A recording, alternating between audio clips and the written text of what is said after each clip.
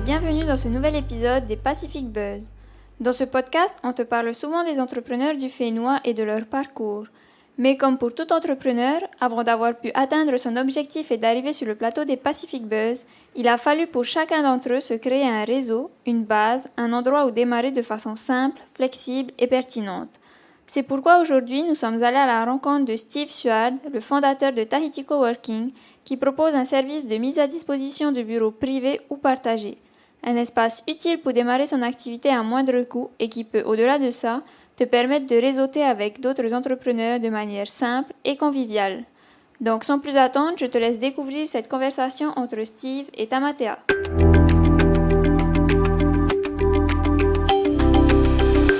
Alors bonjour à tous, nous sommes aujourd'hui avec Steve Suard qui du coup est le fondateur et gérant de l'entreprise Tahiti Coworking.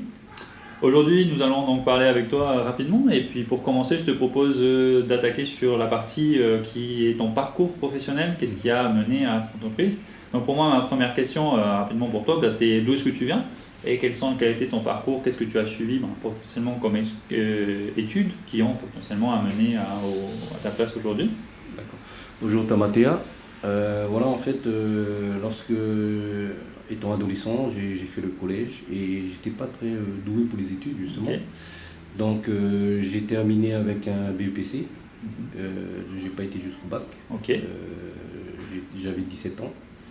Ensuite, je suis parti faire mes études en France, dans tout ce qui est... Voilà, j'ai choisi le secteur d'activité de la joaillerie, la bijouterie. Okay. Et durant ce parcours-là, je me suis arrêté aussi à faire le service militaire dans l'armée de l'air.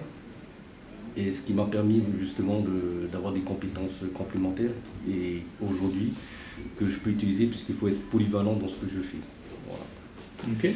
Ensuite, de retour en Polynésie, j'ai travaillé d'abord en France, dans les bijouteries, chez les bijoutiers, les joailliers. Et ensuite, je suis revenu en Polynésie, j'ai fait de même. Et je pense il y a 5 ans de cela, que j'ai toujours été intéressé par tout ce qui est informatique. Donc j'ai lancé une entreprise dans l'informatique. Je faisais les sites mobiles, j'étais en avance sur la technologie. À l'époque, il n'y avait pas encore de SIM, 4G, etc. Donc c'était compliqué. Et donc, de par cette activité, je devais recevoir des clients. Donc j'étais toujours employé en bijouterie et je faisais à côté cette activité. Et en fait, les clients que je recevais pour les sites mobiles, j'étais obligé de les recevoir dans des cafés, des choses comme ça. Donc c'était vraiment pas pratique. En plus, j'avais mon portable. Je devais mettre toutes les données sur mon portable, parce qu'à l'époque, l'Internet mobile, ça n'existait pas, il y a 5 ans, je pense. Et c'est comme ça qu'est venue l'idée d'ouvrir un espace de coworking. Voilà. Ok, donc par le biais de l'entreprise de faire des sites internet, l'idée de faire de l'espace de coworking est née alors. Voilà, exactement. C'est-à-dire qu'il n'y avait pas d'endroit pour les entrepreneurs pour recevoir des clients dans de bonnes conditions. J'étais dans un café, quoi. Ouais. Et puis là, je me suis dit, pourquoi pas. Bon, j'avais un local, donc je me suis dit, tiens, je vais transformer ce local en espace de coworking. Okay. Voilà. Combien de temps ça a pris entre le moment où tu te dis ok tiens ce serait une bonne idée d'avoir un espace d'espace de coworking, un espace de partage de travail et le moment où concrètement l'entreprise sort de cette idée de penser uniquement à là maintenant ça existe. Exactement, ça a mis du temps quand même parce que l'étude derrière, il faut faire une étude, on ne se lance pas comme ça. On se dit, on prend un risque, parce qu'à l'époque, il y a 4-5 ans, c'était pas très commun d'avoir des espaces de coworking. Les gens ne connaissaient même pas ce que c'était ce mot-là. Je pense à l'époque, il y avait le premier, ça s'appelait Whakatere, qui était du côté de Paufai. Mais je pense que c'est un régime associatif. Okay. Donc c'est les premiers qui avait le concept. Et après, quand je me suis lancé 2 ans après, que j'ai cogité, que j'ai pensé à ça, il fallait commencer petit. Voilà, parce que soit on va à la banque, on fait un prêt, on a par exemple 5 millions, on peut se lancer pour l'aménagement, etc. Ou soit on prend en fonds propres, donc il faut commencer petit et grandir au fur et à mesure. Donc voilà. Ok, donc toi tu as choisi de commencer petit et de grandir au fur et à mesure. Exactement, parce que je ne savais pas quels étaient les risques. Comme il y avait pas on ne peut pas faire exactement d'études de marché, puisqu'il n'y en avait pas ici, à part Facatéré, mais voilà, je ne pouvais pas savoir ce qui se passait. Et puis en plus, qui fonctionnait sur un modèle plus associatif, donc pas forcément la même chose. Ça n'a rien à voir avec le modèle commercial. Donc. Et après, je me dis, tiens, c'est un risque quand même, je prends le risque. Hein. Quand on est entrepreneur, il faut savoir prendre des risques, les calculer. Voilà, ça ne pas faire n'importe quoi. Tiens, même si on me donne 5 millions, tiens, je balance les 5 millions. Non, je ne peux pas savoir, il faut rembourser les prix. Tu vois. Ouais, il y a un moment, ça va bien. Voilà, donc je préfère commencer petit à petit. Et je me suis lancé avec un open space, tout l'étage. Et j'avais 2 grandes tables, une salle de réunion. Ok, donc c'est vraiment commencé avec juste deux grandes tables. Avec des chaises, tu sais, des chaises pliantes. Ouais, on fait comme on peut. C'est un low investissement, quoi. Hein. Voilà. Et du coup, combien de temps ça a pris pour ça a pris au moins 2-3 ans. Hein, 2-3 ans. Ouais, pour que ça fasse que je sois connu, quoi. Ouais. Voilà, 2-3 ans. Ouais. Comment ça se passe ces 2-3 années justement où c'est un peu lent, où on est là en mode tiens, j'ai lancé quelque chose. Je pense que comme tout entrepreneur, il faut être passionné. Parce que si on n'est pas passionné, on ne peut pas tenir le coup. Il ne faut pas voir au bout. Bon, on a les idées déjà. Les idées, c'est quoi? L'idée, c'est d'aider les autres entrepreneurs. Dans mon idée, c'est ça, c'est de donner un bureau qui soit abordable, voilà, qu'ils ont un endroit pour faire des réunions, des choses comme ça. C'est ça le plus important, c'est déjà l'idée. Donc, et ensuite, on est passionné par cette idée. Et une fois qu'on est passionné, on peut se mettre au travail, à lancer son projet. Mais si on n'est pas passionné par ça, ça va être difficile. Hein. Ouais. Donc, tenir 2-3 ans comme ça, sans vraiment avoir de revenus propres, on consomme ce qu'on a. Les économies qu'on a. Voilà, ce qu'on a mis de côté. Je crois qu'il n'y a pas beaucoup qui tiennent, quoi, tu vois. Et donc, c'est important d'être passionné, déjà. Et puis, voilà, il faut persévérer. Hein. Ouais, alors aujourd'hui, du coup, Tahiti Coworking, est-ce que tu peux nous en parler un peu plus? C'est quoi, comment est-ce que, qu'est-ce que ça fait aujourd'hui concrètement? Quel est l'espace? Comment est-ce que ça fonctionne? Et combien est-ce que tu as potentiellement d'employés aussi? Avec combien de personnes est-ce que tu travailles? D'accord. Alors, aujourd'hui, après toutes ces années de, entre guillemets, galère, ça a bien fonctionné. Donc, comme je dis, il faut être persévérant. Et là, actuellement, j'ai une équipe, j'ai 2 salariés, enfin 2 employés, plus moi-même.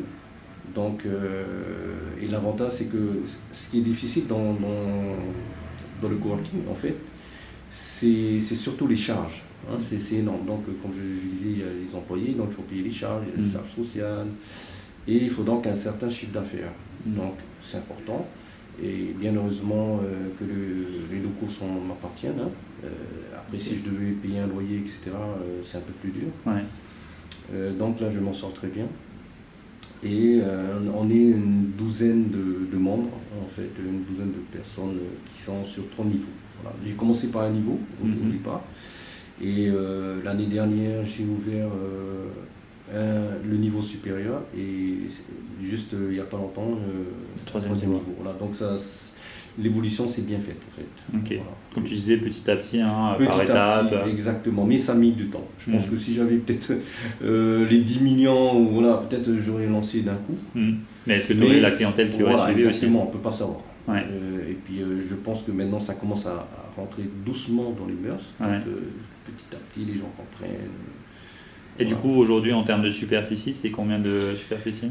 Je pense un plateau il fait 100 mètres carrés, donc sur 250 mètres carrés, parce que j'ai une partie de terrasse aussi. D'espace exploitable. Et ça représente combien de personnes qui peuvent venir, on va dire, de façon quotidienne? On est une quinzaine en tout. Une quinzaine. Par contre, le dernier étage et sur 3 étages, le deuxième et le troisième étage, c'est privatisé par des start-up. Ok, voilà. Donc ils ont un espace quand même un peu privatisé pour eux. Voilà. Ok, très bien. Aussi aujourd'hui, donc tu l'as dit, je me suis carrément perdu, je voulais poser une question, je l'ai oublié. C'était... Ah oui, je voulais parler de ça. Ouais. Aujourd'hui, tu nous as dit aussi... Attends, je vais apprendre. Tu m'as mentionné aussi que du coup, tu es... Attends, je vais y arriver. Je veux passer sur la Tahiti Marketing, c'est ça? Oui. Je veux passer ces parties. Ok. Aujourd'hui, donc, tu gères Tahiti Coworking, mais tu gères aussi une entreprise, donc Tahiti Marketing. Est-ce que tu peux nous en parler un peu? Voilà, exactement. En fait, c'est une activité annexe, puisqu'on a eu des demandes des entrepreneurs, puisque la plupart ce sont des entrepreneurs, ils ont besoin qu'on gère le page Facebook, qu'on fasse du marketing, des logos, des flyers. On s'est lancé dedans. Et je pense que c'est une bonne chose, puisque c'est un complément complémentaire d'activité, et ça apporte aussi un complément de revenus qui n'est pas négligeable, qui est important dans l'entreprise dû aux charges. Ok. Est-ce que c'est quelque chose donc finalement que tu as créé pour répondre à un besoin, ou c'était quelque chose que tu voulais créer? Non, c'est pour répondre à un besoin. Comme j'étais déjà, avant, comme je disais, je fabriquais des sites internet, etc. Donc j'ai dit tiens, je vais reprendre un peu cette activité au sein même de Tahiti Coworking. Okay. Bien sûr, tout en faisant attention, parce qu'il y a aussi une éthique à respecter. On ne fait pas de concurrence. Faut savoir que toutes les entreprises qui sont chez Tahiti Coworking ne rentrent pas en concurrence. On est tous complémentaires. Okay. C'est-à-dire qu'on a besoin de chacun, justement. Ce qu'ils ne comprennent pas, les gens, c'est qu'ils veulent se lancer, c'est-à-dire que dans le coworking, c'est qu'ils se lancent, ils croient on prend un bureau, on aménage et c'est facile, hop, c'est fini. Non, en fait, ce qui compte, c'est surtout la communauté. Okay. C'est important, le côté humain, relationnel, et donc il faut déjà tisser cette communauté pour pouvoir vraiment aller de l'avant. Donc finalement, Tahiti Coworking, au-delà d'être juste un espace de location où on peut venir et travailler, c'est aussi créer des liens, créer du réseau, travailler avec d'autres entreprises, faire des ponts entre deux services, différentes choses comme ça. Exactement, c'est surtout ça, c'est ce que les gens ils aiment, les clients ils aiment, c'est qu'ils tissent des liens, c'est un réseautage, et puis que de travailler à la maison, parce qu'à la maison, tu as le bruit, tu rencontres personne, c'est différent, c'est surtout ça que les gens ils apprécient dans ce concept. De façon assez curieuse, quel est ton plus vieux client, va-t-on dire?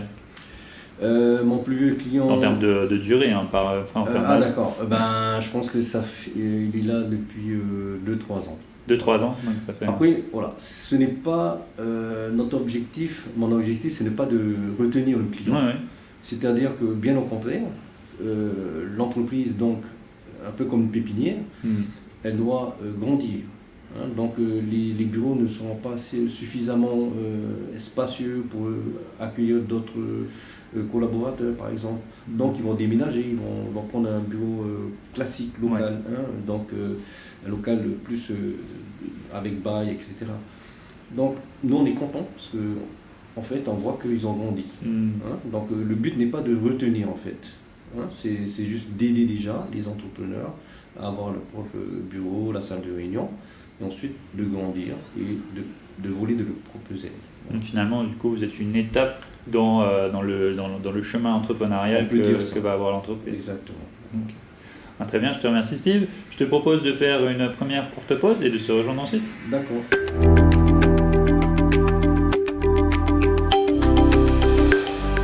Nous revoici avec Steve. Donc, pour parler un peu plus maintenant de ton parcours à toi, de comment est-ce que tu as évolué dans ton parcours entrepreneurial, une question qu'on pose assez souvent, c'est quelle a été la meilleure leçon que tu as apprise dans ton parcours entrepreneurial et quelle a été la pire leçon que tu as apprise? D'accord. Alors, la meilleure leçon, en fait, c'est surtout être à l'écoute des gens. Il faut être à l'écoute des gens, des clients et s'adapter. C'est-à-dire que dans l'entreprise, si on ne sait pas s'adapter, on crée entre guillemets. Donc il faut toujours être à l'écoute des clients, des personnes et s'adapter. Tu dis les gens que tu as mentionnés avant et après tu es passé à client. Est-ce que dans les gens, c'est que les clients ou est-ce que c'est même l'entourage par exemple familial, les amis? Voilà, exactement, c'est ça. C'est-à-dire qu'il y a l'entourage et des fois il y a des gens qui sont plus expérimentés que soi-même. il faut les écouter. Il ne faut pas faire ah ouais, je connais tout. Voilà. Hein, il faut vraiment être humble et écouter les conseils des uns et des autres. Parce que je pense qu'il y a beaucoup de bienveillance dans ce domaine-là, voilà, dans l'entrepreneuriat. Et quelle a été une de tes pires leçons? Pire leçon, eh ben, c'est difficile à le dire, mais voilà, il faut faire attention. Donc, il y a beaucoup de choses qu'on doit malheureusement garder pour soi. On peut pas, voilà, la confiance. Voilà. Ok. On peut avoir confiance à des personnes, mais à un moment donné, voilà, faut faire attention. Ok, donc des fois, il y a, effectivement, quand on est entrepreneur, à la fin, on est un peu tout seul, ou parfois on est à deux, et des fois, quand on travaille, ou avec aussi bien, j'imagine, des employés, avec des partenaires, la confiance, c'est quelque chose La confiance, c'est important, la loyauté, la confiance. Voilà. Pour avancer. Ok. Au-delà de ça, dans ton parcours, est-ce que tu as eu des sacrifices à faire pour en arriver là où tu en es aujourd'hui? Ah oui, beaucoup. Hein. Je pense que tous les entrepreneurs, c'est ce qu'ils font. Hein. C'est, comme j'expliquais en première partie, c'est surtout des sacrifices. Il faut être passionné. Hein. Des sacrifices personnels, on ne compte pas les heures. Il faut mettre la main à la pâte. Donc je parlais du service militaire, donc heureusement que voilà, j'étais beaucoup dans le manuel, il fallait être polyvalent, il fallait faire beaucoup de choses. Et là j'ai retrouvé dans l'entrepreneuriat les mêmes choses. Il fallait avoir ces capacités d'adaptation, de polyvalence. Est-ce que tu penses que c'est quelque chose qui a été un plus toi par rapport à potentiellement d'autres entrepreneurs? Ouais. Parce que si je faisais que penser dans mes études, que ce soit en bijouterie, joaillerie, je pense pas que je vais poser le parquet ou des choses comme ça, faire la peinture, des choses comme ça, des travaux manuels, du bricolage, connaître les réseaux, l'installation informatique. Il y a beaucoup de choses comme j'ai expliqué, le coworking, c'est pas juste voilà, un bureau, mais il y a aussi les aléas, par exemple Internet, tiens, il y a une coupure à Internet, si tu as une quinzaine de personnes qui se plaignent, tu ne peux pas te permettre. Donc il faut vraiment connaître la technicité en fait, des réseaux, de tout ce qui est de l'informatique, etc. Dans une certaine mesure, bien évidemment, puisqu'on ne peut pas tout savoir, mais j'imagine en tout cas chez soi de savoir vraiment comment on fonctionne, qu'est-ce qu'on peut faire avant d'appeler le prestataire pour dire tiens, ça marche pas, quoi. Voilà, exactement. Donc, après il y a des choses qui sont indépendantes de notre volonté, donc on ne peut pas faire grand chose. Je pense que la meilleure leçon si je devais conseiller, c'est que les entrepreneurs, il faut se former. Voilà, c'est le meilleur investissement qu'on peut avoir. Se former, maintenant il y a plein de tutos sur YouTube, etc. Comment mettre en place un réseau internet, etc. Voilà, il faut être passionné par ce qu'on fait. Et voir tout ce qui est annexe et en fait prendre ce qui est annexe et se former dessus pour qu'au cas où il y a quelque chose on puisse se dépanner, parce que si à chaque fois je devais appeler un technicien pour pouvoir dépanner le réseau qui ne marche pas, c'est compliqué en termes de temps, en termes d'argent et financier, surtout financier. Complètement, c'est sûr. Ok. Et aujourd'hui, qu'est-ce qui te donne encore la motivation, la niaque de continuer? Ce qui me donne la motivation, c'est de voir que j'ai de plus en plus de monde. Ça, c'est très motivant de voir que tout le monde a sa place. Tout le monde trouve les bureaux confortables, il y a le bien-être et surtout ce réseau que l'on tisse. Et il y a des amis qui se font professionnels, bien sûr, je parle. Et donc même ceux qui sont sortis du coworking, ils ont toujours des relations, partenariats par exemple, business avec d'autres qui sont toujours là, etc. Ok, très bien.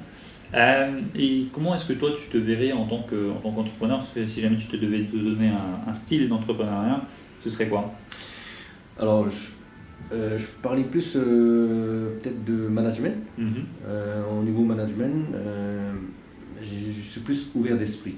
Un peu à l'américaine, ou ce qu'on trouve même maintenant en Europe, c'est-à-dire que ouverture d'esprit, il n'y a plus de hiérarchie en fait. Il faut faire confiance à son staff, à son équipe, et je remercie d'ailleurs, j'ai une belle équipe, et surtout ce qui compte, c'est le résultat. hein, donc il n'y a plus d'heures et surtout les mettre en confiance et dans le bien-être. Donc on a tout ce qu'il faut, du café, un salon d'accueil, etc., quoi. Ok. Comment est-ce que tu fais justement pour, dans tes recrutements ou dans les personnes que tu vois, te dire, bah, tiens, ça c'est une personne avec qui j'ai envie de travailler, ou bah, tiens, ça c'est la personne qu'il me faut. Est-ce que t'as Ouais. Il faut qu'elle ait aussi déjà qu'elle connaisse la politique et la culture de l'entreprise. Donc c'est important, si elle adhère à la culture de l'entreprise, c'est déjà gagné, quoi, hein. Si c'est une personne qui vient juste, tiens, je veux un poste et voilà, pour la fin du mois, je suis désolé, mais c'est pas ça, quoi, hein. Ouais. C'est juste, voilà. Et c'est plus facile aussi avec la clientèle, l'accueil et tout. Voilà. Ouais, effectivement. Et comment tu fais pour savoir justement si elle adhère? C'est des discussions que tu fais avec cette personne? Bah oui, comme tout recrutement, hein, donc Ouais. on discute à la personne et on voit si elle est ouverte. Voilà. Ok, donc tu as certains points de critères que tu essaies Voilà, des de critères, discerner voilà. chez la Après personne. ça, c'est plus le côté RH, hein. Après je fais appel à une personne aussi pour le recrutement. Ok, ok. On parle souvent des entrepreneurs et la vision qu'on a potentiellement des entrepreneurs en Polynésie, des entrepreneurs un peu polynésiens, et des entrepreneurs un peu différents, peut-être d'ailleurs et tout. Comment est-ce que toi tu te positionnes? Est-ce que tu vois justement une différence entre des entrepreneurs polynésiens et les entrepreneurs d'ailleurs? Est-ce que tu vois ceux d'ailleurs arriver qui ont différents types de projets ou différentes façons de faire? Comment est-ce que tu vois ça? J'ai pas trop d'idées dessus. Simplement, ce que je peux dire, c'est que ceux qui viennent d'ailleurs, ils ont quand même l'avantage, hein. Il y a beaucoup de, ils ont de l'expérience, il y a des formations, des choses comme ça qu'on ne trouve pas en Polynésie. Donc il y a des salons, des choses comme ça. C'est un plus, quoi. Mais après, au-delà de ça, non, je pense. Ouais. Est-ce que tu penses justement dans cette idée de salon que c'est des choses qu'on commence à développer en Polynésie, justement d'avoir un peu du réseau ou des personnes qui viennent pour parler, qui viennent un peu dynamiser un peu ce vivier d'entrepreneurs? Voilà, c'est cela. Voilà, j'en ai vu quelques-uns qui se sont faits ici, hein, des événements, des events, ce genre de salon qui est pour les entrepreneurs, c'est très intéressant justement. Il faut justement le développer parce que voilà, c'est très important. Mais est-ce que tu penses que pour entrepreneurs aussi, donc dans la même idée, c'est hyper intéressant d'aller à l'extérieur justement pour aller chercher cette ressource? Ah, carrément, hein, parce qu'on s'inspire beaucoup de choses qui se passent à l'extérieur. Hein, par exemple, dans le coworking, dans l'année, je pars en métropole, par exemple, je visite les espaces de coworking, je me renseigne auprès des community managers, ce qu'on appelle les community managers, et je m'inspire beaucoup de ces choses-là pour évoluer, parce que sinon on n'évolue pas. Si on fait un truc et on reste comme ça, on stagne, hein, c'est pas la peine. Donc il faut toujours évoluer et voir grand, quoi, en fait. Ouais, effectivement. Quels seraient les points importants pour toi en tant qu'entrepreneur? Quels sont les points, on va dire, essentiels pour être entrepreneur? Les points essentiels, il faut être passionné. Il ne faut pas compter ses heures, beaucoup de sacrifices. Ouais. Prendre des risques, c'est important, mais risques calculés quand même. Pas faire n'importe quoi. Faire une étude de marché, etc. Voir si la rentabilité. Après, il y a certains secteurs qui sont difficiles à quantifier. Hein. Mais voilà, c'est la ténacité, la persévérance. Ok. En tout cas, je te remercie Steve. On va faire une deuxième petite courte pause et puis on reprend ensuite. Voilà.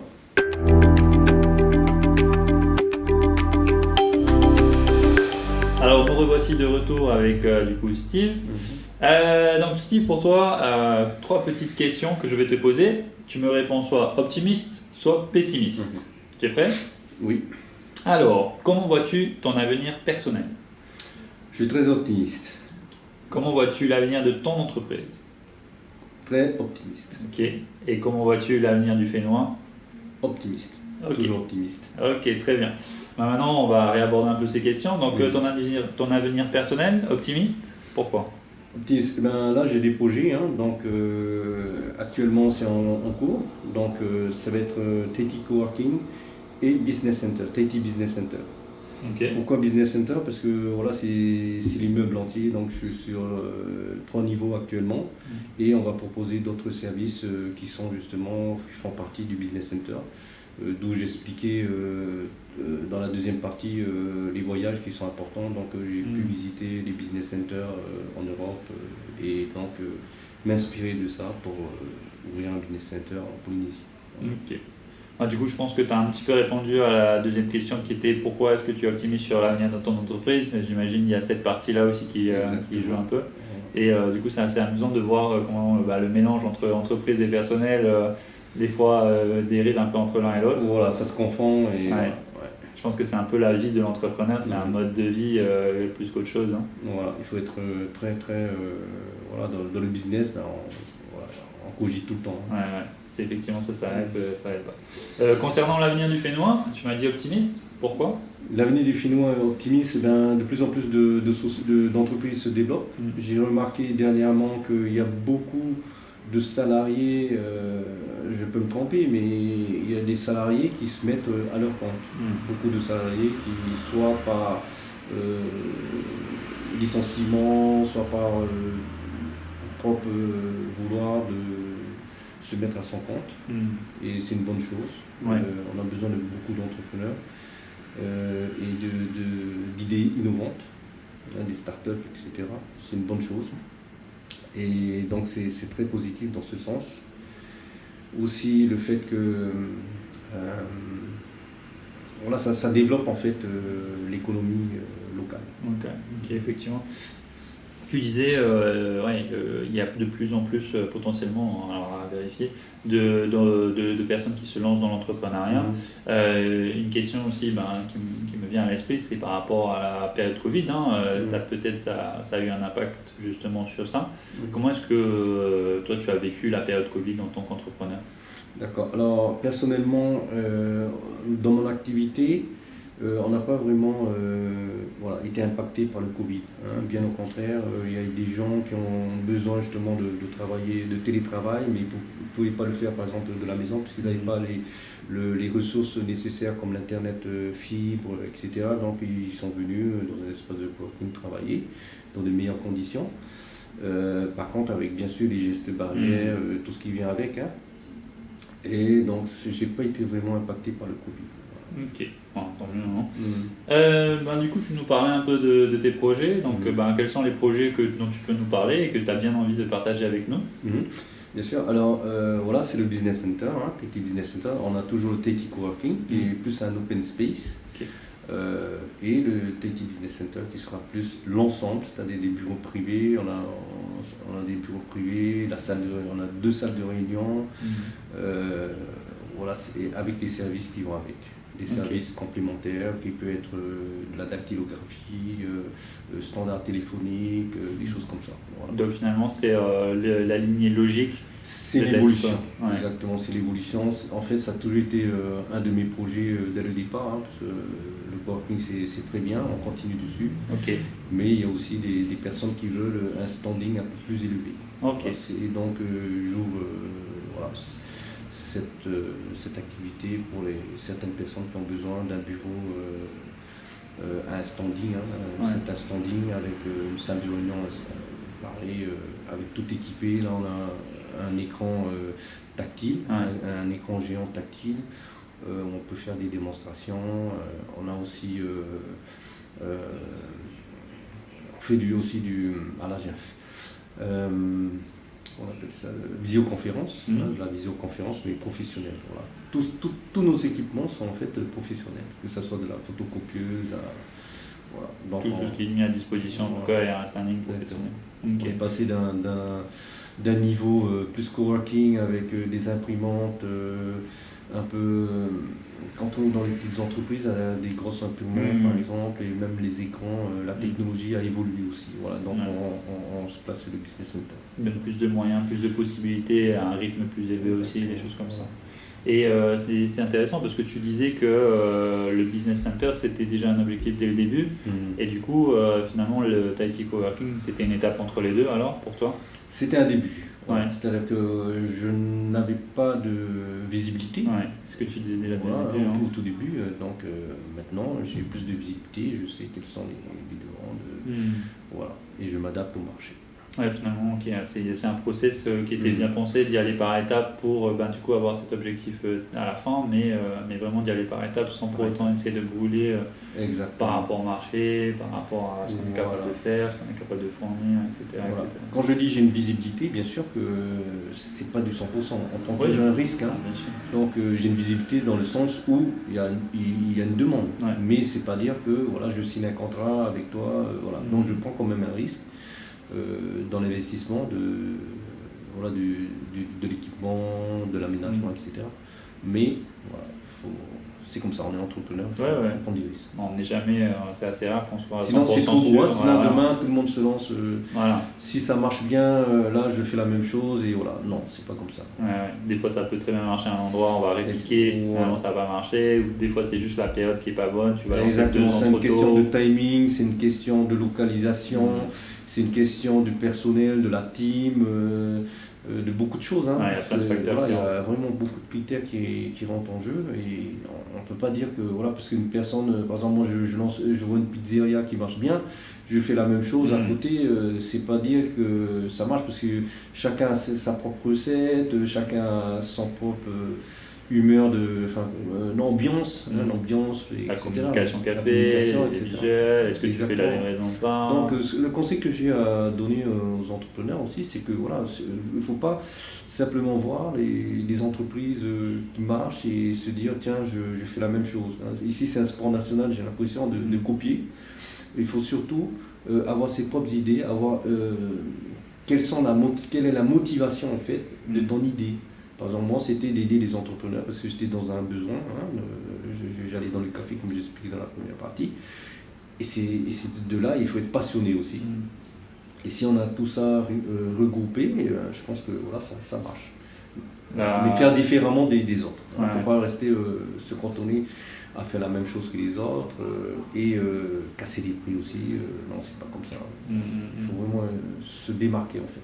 Ouais, réussir à trouver sa propre patte un peu. Voilà, exactement. Ok, comment est-ce que tu vois ton entreprise dans 10 ans et comment est-ce que tu te vois en tant qu'entrepreneur dans 10 ans? Me voir dans 10 ans, c'est un peu difficile, hein, Ouais. parce que voilà, je regarde plus au niveau de l'entreprise. Personnel, voilà, on peut pas, on n'a aucune visibilité, on ne peut pas savoir ce qui se passe personnellement, mais dans l'entreprise, je pense que l'entreprise elle va évoluer et continuer d'évoluer. Il faut tout le temps évoluer. Quand vous avez une entreprise, il faut tout le temps évoluer. Ouais. Si vous n'évoluez pas, vous stagnez, il y a la concurrence à côté qui va évoluer, après vous allez être derrière, voilà, c'est plus dur, donc il faut toujours évoluer, être à l'écoute du marché, et puis voilà, hein. Pour le moment je suis leader, donc il faut rester leader. Ouais, qu'est-ce que ça veut dire rester leader? C'est-à-dire toujours évoluer, travailler dessus. Finalement c'est plus un marathon plutôt qu'un sprint, quoi. Voilà, c'est ça, c'est un marathon, c'est le mot qu'il faut dire. Et comment est-ce que, tu en as déjà un peu parlé je pense, mais comment est-ce que tu justement gardes cette dynamique d'évolution? Faut voyager, il faut aller voir ailleurs, voir ce qui se passe ailleurs, ramener les idées, évoluer dans la technologie. Okay. Voilà. Adapter aussi ses façons de faire, j'imagine. Adapter ses façons de faire. Parce que même si des fois on peut aller voir ailleurs, peut-être qu'il faut quand même adapter par rapport au contexte qui est le nôtre, qui est local. Surtout ça, parce que voilà, on peut pas, ce qui se passe par exemple en métropole aux États-Unis, ça n'a pas, on n'a pas la même population, on n'a pas la même clientèle, etc. Donc c'est petit ici. Hein.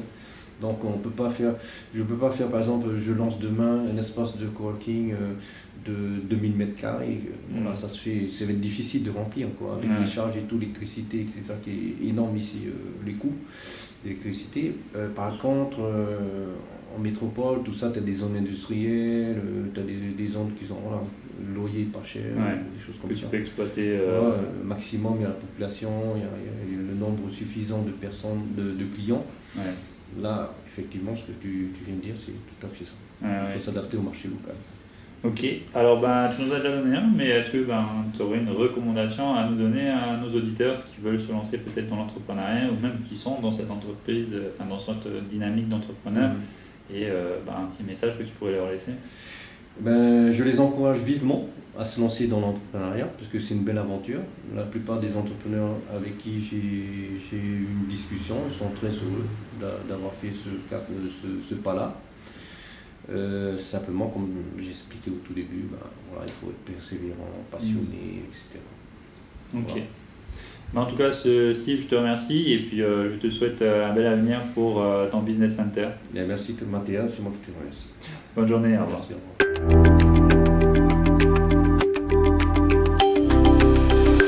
Et voilà, c'était donc le nouvel épisode des Pacific Buzz en compagnie de Steve Suard, le fondateur de Tahiti Coworking. Si cet épisode t'a plu, n'hésite pas à le partager avec tes proches, tes collègues ou ta famille. N'hésite pas également à le partager sur les réseaux sociaux et à le noter sur ta plateforme de podcast préférée. Ce sont tes retours et tes partages qui nous aident à continuer. Je te retrouverai donc très bientôt pour un nouvel épisode, un nouvel entrepreneur. D'ici là, prends bien soin de toi et à bientôt. Nana!